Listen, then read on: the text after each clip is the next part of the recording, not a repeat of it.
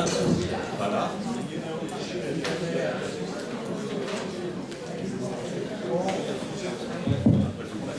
Mesdames, Messieurs, je pense que nous allons commencer sans plus tarder en respectant les horaires.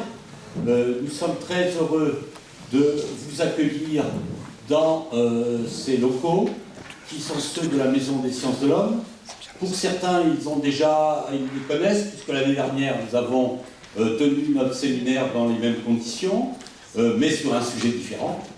Et donc aujourd'hui, j'ai le plaisir de vous accueillir dans un cadre dont je rappelle que pour nous, il est tout à fait important. C'est une coopération entre justement la revue des œnologues. Monsieur Arnoux est là à côté, il va nous dire quelques mots sans aucun doute, qui organise les effervescents du monde, manifestation qui maintenant a déjà dépassé la décennie, puisque c'est la 11e année. Et quant au séminaire que nous organisons maintenant avec, dans le cadre de cette manifestation, c'est la 2e année dans le contexte actuel, les conditions actuelles. La MSH, la Maison des Sciences de l'Homme de Dijon, l'université, la chaire UNESCO en premier lieu, se sont associés, et la chaire UNESCO en premier lieu, qui exprime l'intérêt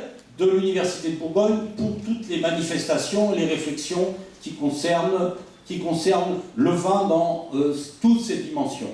La dimension effervescente est une dimension fondamentale. Aujourd'hui, à l'échelle mondiale, c'est un des segments qui connaît la croissance la plus forte.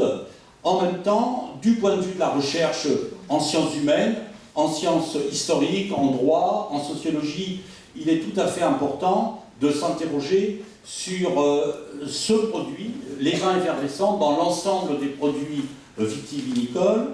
Et une des questions qui est au croisement de toutes ces interrogations, c'est justement à la fois la marque, la qualité, la reconnaissance de la qualité, et ces éléments sont fondamentaux dans le développement du marché mondial. Aujourd'hui, ça n'est pas totalement nouveau, le marché du vin étant sans doute l'un des premiers marchés qui s'est mondialisé ou qui s'est internationalisé, mais les formes de la mondialisation, les formes de l'internationalisation aujourd'hui sont évidemment qualitativement différents. Pourtant, il y a une longue histoire, et le droit dans ce domaine est en quelque sorte transmet ce patrimoine à la fois de travail, de réflexion, de règles. Et donc nous aurons toute une série d'interventions. Robert Tinlot va vous présenter l'ensemble du séminaire et sa conception. Il y a beaucoup travaillé et je suis certain que vous aurez... comme c'est lui qui a fait ce travail, je peux évoquer sans me flatter, puisque je ne suis absolument pour rien, sinon quand nous avons été tenus au courant et un petit peu échangé, la qualité non seulement des intervenants, mais de la réflexion globale qui va vous être présentée, et j'en suis très heureux. Avant de passer la parole à M. Tinlot, peut-être je vais passer la parole à M. Arnoux, et puis ensuite M. Tinlot vous présentera le séminaire. Merci bien, M. Eh bien, bonjour à toutes et à tous. Croyez que nous sommes très, très heureux au nom de la Revue des Œnologues d'être associés à ce colloque. Vous savez que la Revue des Œnologues est née très rapidement, il y a 40 ans en Bourgogne, qu'elle a un style très particulier puisqu'elle donne la parole aux professionnels. Donc, dans cette revue, vous avez les différentes opinions, que ce soit scientifiques, techniques, culturelles, juridiques, qui, 5 fois par an, viennent apporter un certain regard sur l'actualité d'une presse totalement libre et totalement indépendante. Donc c'est pour ça que nous pouvons, sans avoir aucun état d'âme, si vous voulez, nous associer à différents colloques dans différentes régions à travers le monde. Eh bien, bon après-midi, et je pense que le colloque est de qualité, et vous repartirez avec une bonne image de cette maison des sciences et de la culture. Merci. Merci beaucoup. Donc, je fais travailler M. Tinlot avant de lui passer la parole pour bien avoir l'ordre des intervenants. Robert Tinlot, à vous. Merci. Bonjour. Bonsoir. C'est bonjour. Bonjour, je suis heureux de retrouver un certain nombre d'amis dans cette salle, qu'ils soient autour de cette table ou qu'ils soient venus nous écouter. Et par conséquent, je pense que nous allons en quelques heures essayer de débroussailler ce que l'on appelle les identifiants du vin. Identifiants du vin. En réalité, on ne va pas traiter de tous les identifiants du vin. On sélectionnera 2 identifiants qui caractérisent les produits que l'on commercialise, à savoir la marque et l'appellation d'origine ou indication géographique. Je mélange les deux. En France, c'est plutôt appellation d'origine qu'indication géographique. Au plan mondial, c'est les deux et peut-être plus souvent indication géographique. Alors, on laissera de côté un identifiant qui est le cépage, ou les cépages, le millésime, ça ne nous intéresse pas aujourd'hui, mais on va se focaliser sur les marques et les désignations géographiques. Je vais personnellement essayer de montrer que les identifiants du vin ont évolué au cours des temps. Alors, je vais appuyer là-dessus. Je vais franchir 3 étapes. Tout d'abord, montrer ce qui s'est passé en France, et je commencerai en 1930. Alors, pourquoi 1930? Tout simplement parce que c'est le moment où on a créé le Code du vin. C'est-à-dire que c'était la première législation d'organisation structurée du marché du vin. Et puis, nous verrons ensuite ce qui s'est passé en Europe, à partir des années 70, 62 un peu, mais 70 surtout. Et puis ensuite, on verra ce qui se passe dans le monde depuis 1994. Alors, soyez conscients de ce que ces réglementations dont je vais parler, ces réglementations nous gouvernent. Bien souvent et trop souvent, nous ne comprenons pas ce qui se passe dans le monde parce que nous ignorons les accords qui ont été signés par nos États et qui nous ont engagés. Vous vous posez la question de savoir pourquoi on n'a pas réglé les problèmes de la Bretagne. Eh bien, la réponse, elle existe. Elle existe dans des textes qui ont été signés et qui aujourd'hui échappent purement et simplement aux gouvernants des différents pays. Et ça, c'est important. Alors, ce que je voudrais vous montrer, c'est ce qui s'est passé pour les identifiants du vin, en particulier la loi du 1er janvier 30.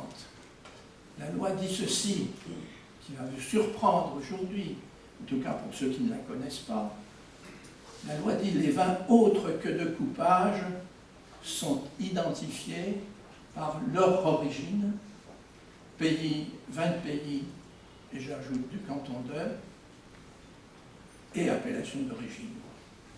Ce n'est pas dans le texte. Dans le texte, c'est simplement une référence à l'origine. Alors, c'est quoi le vin de coupage? C'est 90% des vins qui sont vendus en France. 90%. Et le reste, c'est d'ailleurs le vin noble, car ces vins sont vendus non pas sous un nom, mais sous leur titre alcoométrique. Dans les années 30, les vins de coupage devaient titrer un minimum de 9,5 degrés, et puis le consommateur achetait un 9,5, un 10, un 10,5, un 11, un 12, c'était tout. C'était la désignation du produit. À cette époque-là, d'ailleurs, la plupart des familles achetaient le vin en tonneau. Et le marchand de vin qui capotait dans la ville venait déposer le tonneau dans la cave des particuliers.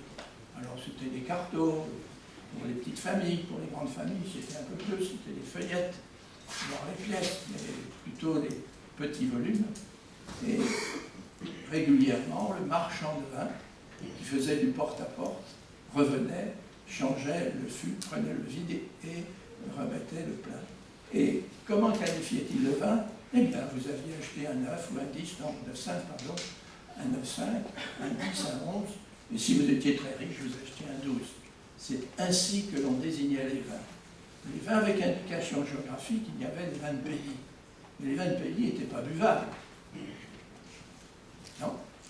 C'était des vins dont le titre alcoométrique minimum au départ, a été fixé à 6 degrés 5, je dis, 6 pour 105 volumes. Je vais utiliser le vocabulaire d'autrefois, 6 degrés 5.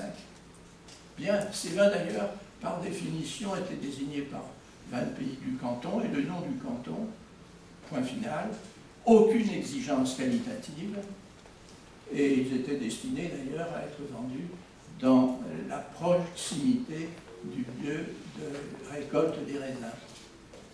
On a bien changé. Et puis les appellations d'origine. Mais les appellations d'origine étaient en train de se constituer, on est avant 1935, c'est-à-dire le décret-loi qui a créé les appellations contrôlées sur l'empire de la loi du 6 mai 19, eh bien, les appellations d'origine étaient en train de se fortifier, démarrer, mais elles représentaient moins de 10% de la production française. On était à 70 millions d'hectolitres, il y avait moins de 5 millions d'appellations d'origine. Enfin, il y a eu plus, et puis quand on a créé les AOC, on est rentré dans des choses raisonnables. Alors, pour protéger ces noms géographiques, on s'est tourné vers les lois qui existaient. Et Dorothée, tout à l'heure, va nous le préciser. Le premier texte que l'on peut citer, c'est un texte de 1803, c'est-à-dire du 22 Germinal en 11. Le plus intéressant de celui qui a suivi, c'est 1824. Il protégeait les manufactures, c'est-à-dire c'était un texte de nature industrielle. Il protégeait les manufactures et l'origine, c'est-à-dire le lieu où étaient installées les manufactures. On est loin du terroir que l'on connaît aujourd'hui, très loin. Et ce texte, évidemment, s'appliquait non pas aux produits agricoles, mais s'appliquait aux produits industriels.